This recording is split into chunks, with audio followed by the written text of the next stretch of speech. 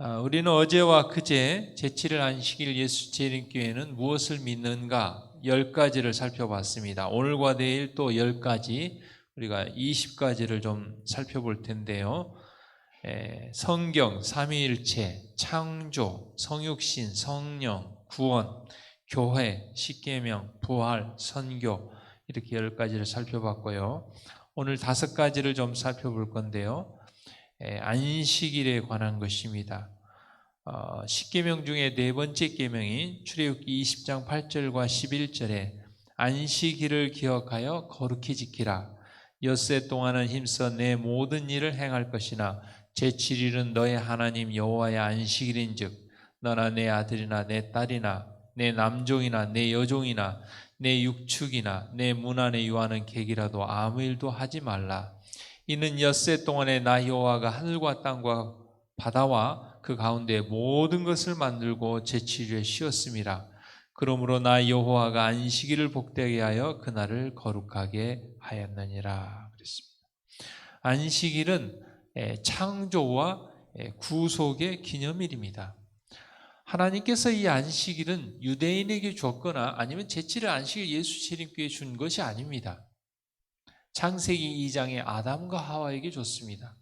아담과 하와는 유대인도 아니고 장로교인도 아니고 재림교인도 아닙니다. 인류의 대표입니다. 안식일은 온 인류에게 줬습니다. 잊지 않고 기억하라고 말씀하셨습니다. 그러나 많은 사람들이 잃어버렸습니다. 하나님께서는 이 마지막 때 이 남은 교회에 이 안식일을 여전히 잊어버리지 않고 지키게 하심으로 하나님을 아는 표징으로 하나님과 우리 사이에 표징으로 주셨습니다. 그래서 예전에 우리 교회 노 집사님 중에 한 분은 타 교파가 방문을 오면 다른 거 물어보지 않고 혹시 기 교회는 안식일을 기억하여 지키고 있는가? 그래서 잘 모른다 그러면 나 더 이상 할 말 없다 그렇게 말씀하셨단 말을 들었습니다. 두 번째로 제7일 안식 예수 재림교회는 영혼이 조건적으로 불멸한다는 것을 믿습니다. 전도서 9장 5절에 무릇 산 자는 죽을 줄을 알되 죽은 자는 아무것도 모르며 다시는 상도 받지 못하는 것은 그 이름이 잊어버린 바 됨이라 그랬습니다. 우리의 몸과 영혼이 분리되어 있는 것이 아닙니다. 일체입니다. 몸이 죽으면 영혼도 같이 죽는 것입니다.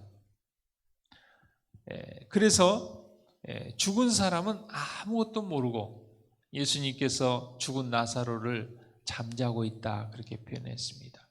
잠자고 있는 사람의 특징은 아무것도 모르고 시간의 흐름도 모른다는 것입니다. 죽음도 마찬가지입니다.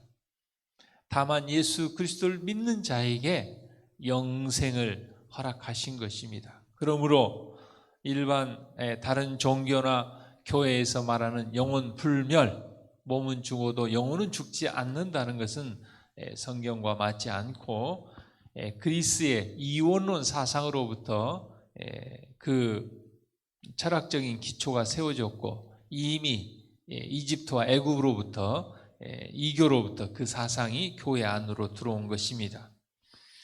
그리고 세 번째는 영원 멸망입니다. 계시록 20장 14절에 사망과 음부도 불못에 던지우니 이것은 둘째 사망 곧 불못이라 그랬습니다. 성경은 영원 지옥, 사람이 하나님을 믿지 않았다고 해서 죄인이라고 해서 죽지 않고 영원히 저 지하 어떤 지옥에서 고생한다는 것은 그것은 사랑의 하나님의 품성과 맞지 않습니다. 비록 죄인이라 할지라도 하나님을 믿지 않았다 할지라도 둘째 사망을 통해서 사망과 음부도 사단도 악한 전사도 그냥 소멸해서 없어지고 마는 것입니다. 어떻게 보면 그것이 복음인 것이죠. 그 다음에 네 번째로 제7일 안식 예수 재림교회는 성경대로 거듭남의 예식으로 침례를 합니다. 마태복음 3장 16절에 예수님께서 침례를 받으시고 곧 물에서 올라오실새 하늘이 열리고 하나님의 성령이 비둘기같이 내려 자기 위에 임하심을 보시더라 그랬습니다. 예수님은 죄인이 아니기 때문에, 죄를 짓지 않으셨기 때문에 침례를 받을 필요가 없습니다.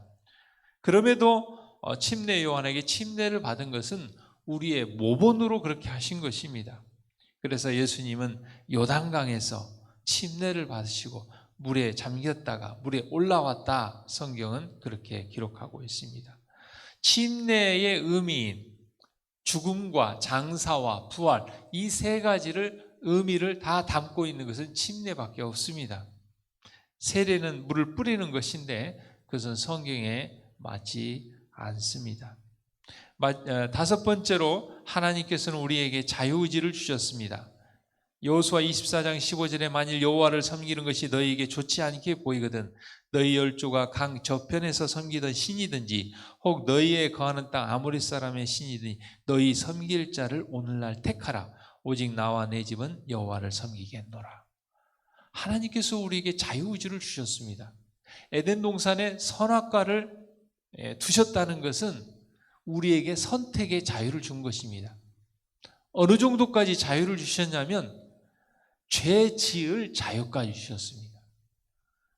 그럼에도 죄를 짓지 않고 하나님의 사랑을 알고 하나님을 섬기기를 바라는 것입니다. 그럴 때만이 진정한 품성의 변화가 일어나는 것입니다. 강요하거나 강제하는 것은 하나님의 품성과 맞지 않습니다. 그렇게 해서는 우리의 품성이 변화될 수가 없습니다. 하나님께서 우리에게 자유의지를 주시고 우리가 하나님을 선택할 수도 있고 하나님을 선택하지 않을 수 있는 자유의지를 줬다. 그게 바로 사랑의 하나님입니다. 그런 하나님을 우리가 믿고 하나님의 편을 선택하는 우리 모두가 되기를 바랍니다. 이 시간 같이 기도할 기도 제목은 우리 송성자 집사님, 정혜정 집사님, 우리 강민주, 우리 명준인의 가정을 위해서 기도해 주시고 오늘부터 시작되는 가정 세미나와 장사열 목사님, 강사님을 위해서 기도해 주시기를 바랍니다. 기도하겠습니다.